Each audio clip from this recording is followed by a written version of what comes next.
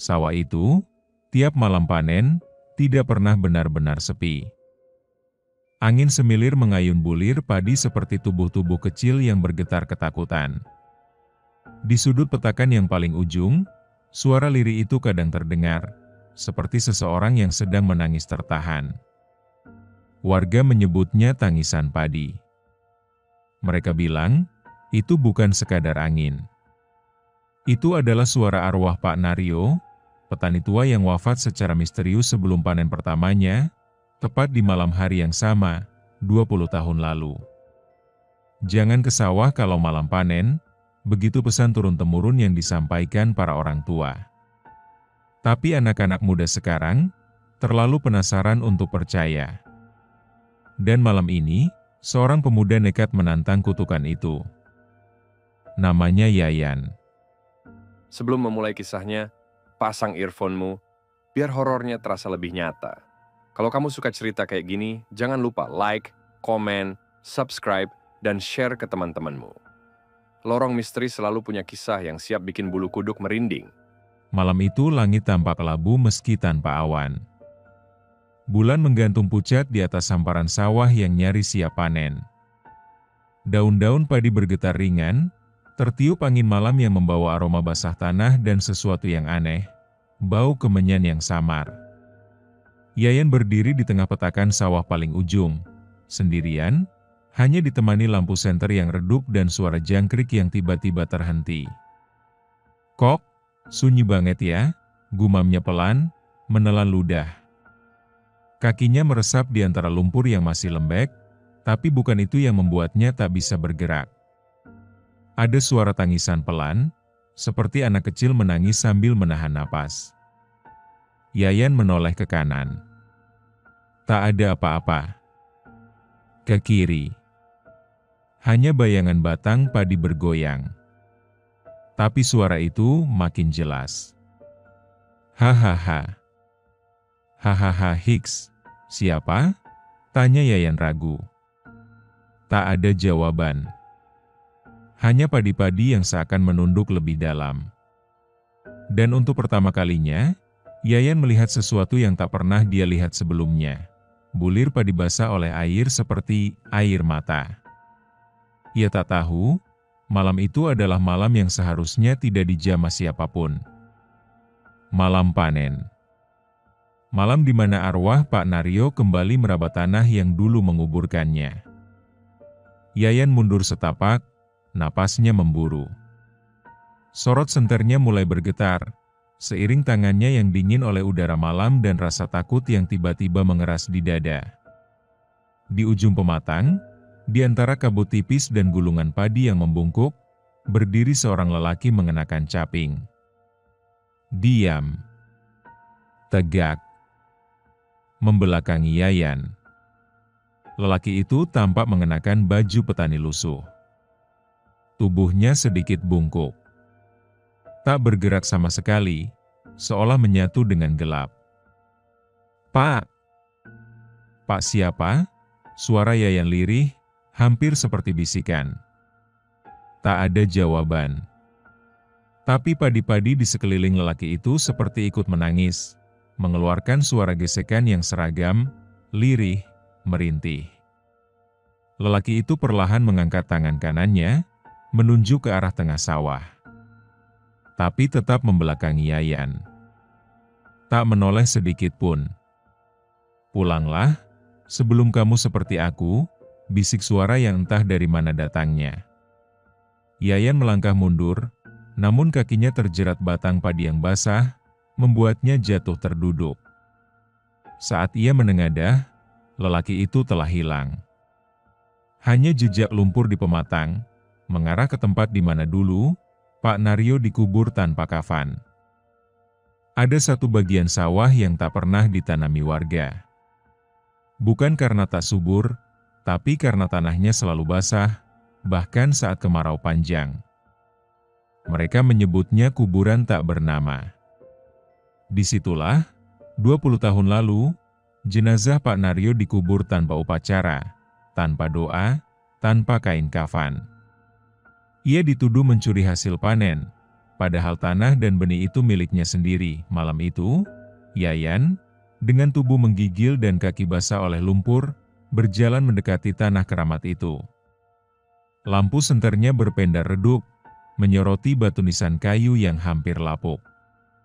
Di atas tanah basah itu, padi-padi tumbuh liar, tapi tak pernah dipanen.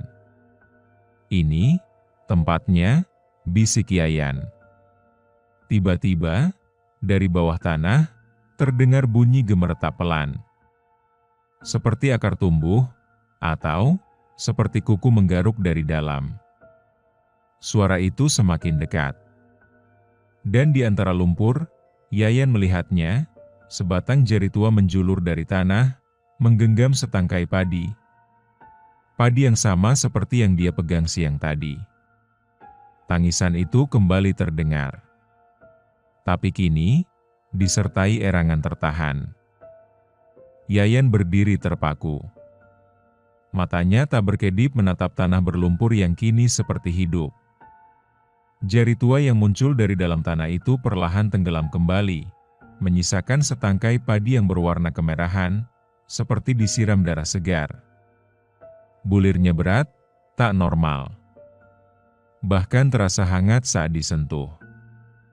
"Astagfirullah," desis Yayan sambil bergidik.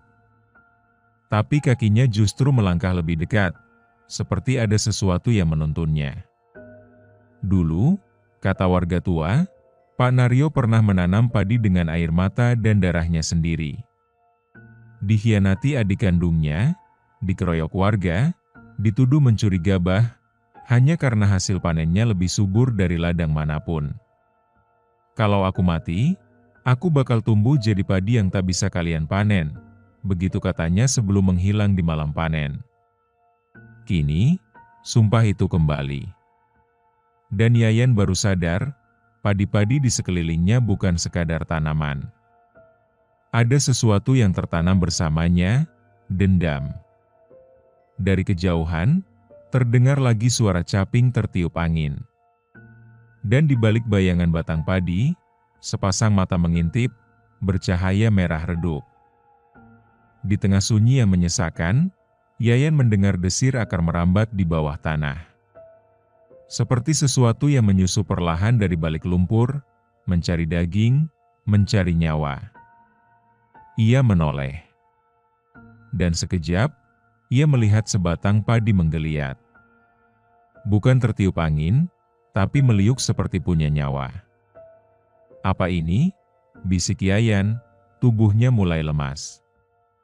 Tiba-tiba, sekelilingnya berubah. Tak ada lagi sawah yang damai. Yang ada hanyalah padi-padi yang menunduk dalam-dalam, seperti sedang berdoa atau mengutuk. Di tanah itu, dendam Pak Naryo tumbuh bersama akarnya. Setiap tetes darah, setiap air mata, menjadi makanan bagi batang-batang padi. "Aku ditanam hidup-hidup oleh saudaraku sendiri," suara itu terdengar di kepala Yayan. "Kini saatnya padi ini memanen kalian." Akar-akar mencuat dari bawah, menyentuh mata kaki Yayan. Dingin. Licin. Menggenggam kuat seperti tangan orang mati. Di balik semak, sosok bercaping berdiri lagi. Tapi kini, ia menghadap langsung ke Yayan, dengan wajah hancur, mata putih, dan darah yang mengucur dari mulutnya. Malam itu tak lagi sekadar gelap, ia menjadi pekat, menyesakan, seperti sedang menelan satu demi satu napas Yayan. Akar-akar itu kini menjulur lebih panjang, melilit pergelangan kakinya, menarik pelan ke tanah yang lembek. Ini bukan sawah, ini kuburan.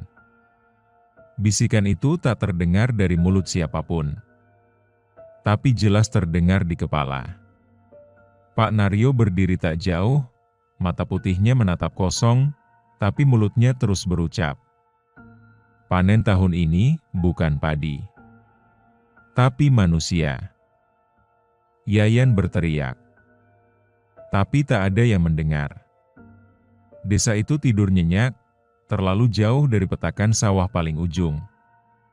Dari lumpur, muncul wajah-wajah lain. Tua, keriput, kotor oleh tanah. Mereka adalah arwah petani lain yang ikut dikubur diam-diam karena menolak fitnah terhadap Pak Naryo. Kami lapar, bukan akan makanan, tapi keadilan. Akar menjerat tubuh Yayan hingga ke pinggang. Di kejauhan, padi mulai bergerak serempak. Bersuara lirih seperti nyanyian duka. Malam itu, panen pertama arwah dimulai. Dan Yayan adalah hasil pertama. Keesokan paginya, matahari naik seperti biasa. Angin mengibaskan daun-daun pisang, dan ayam berkokok seolah tak ada yang terjadi. Tapi sawah paling ujung tetap sunyi.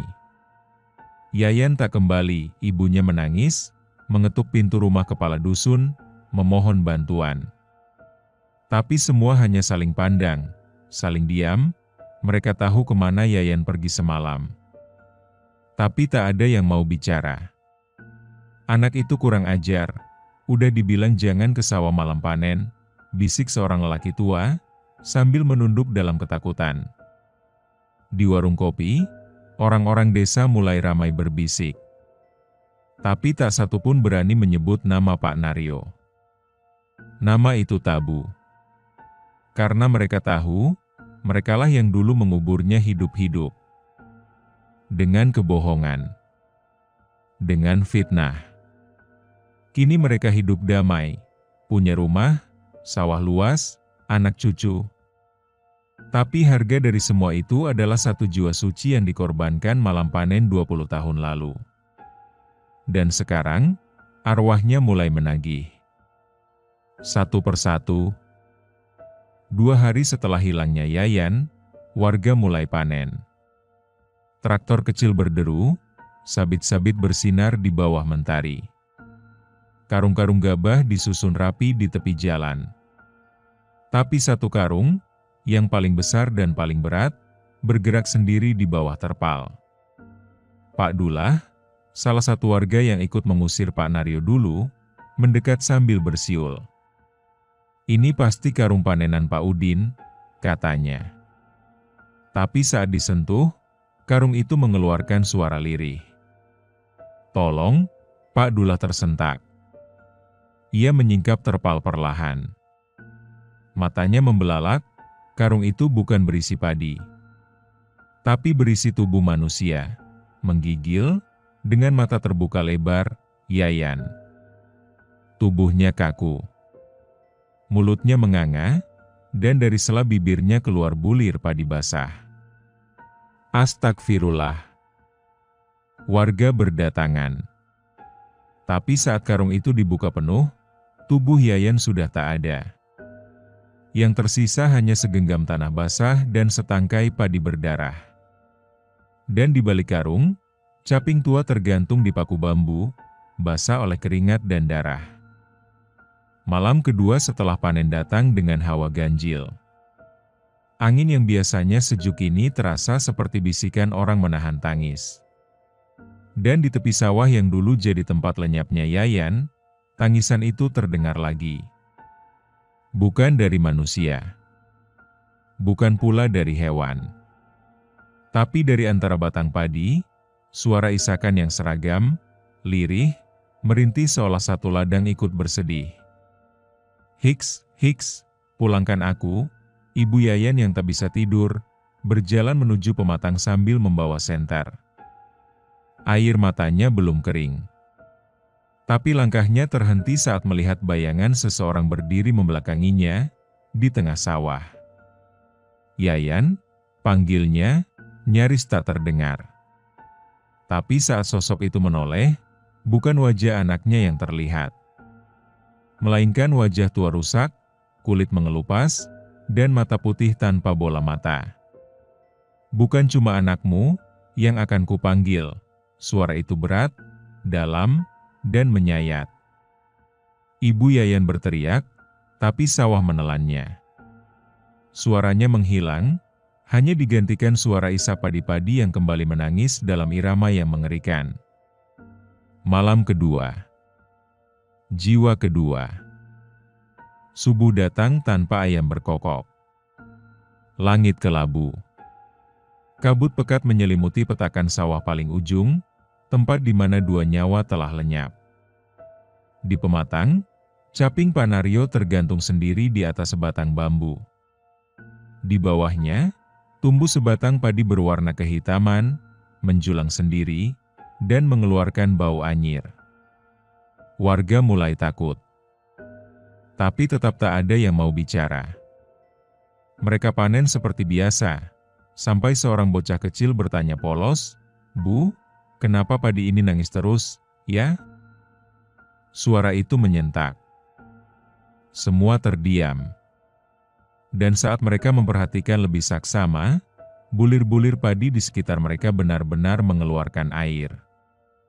Bukan embun, tapi cairan bening hangat, seperti air mata. Sejak saat itu, sawah itu dibiarkan kosong. Tak ada yang berani menanaminya. Karena mereka akhirnya sadar, padi itu bukan untuk dipanen, tapi untuk dikenang. Sebagai penanda bahwa kejahatan yang ditanam akan selalu tumbuh, dan suatu saat akan memanen kembali jiwa-jiwa yang ikut menyiramnya. Termasuk kamu, kalau malam ini nekat mendekati sawah yang menangis itu. Prime, terima kasih sudah mendengarkan kisah ini sampai habis. Jangan lupa like, komen, subscribe, dan share ke teman-temanmu.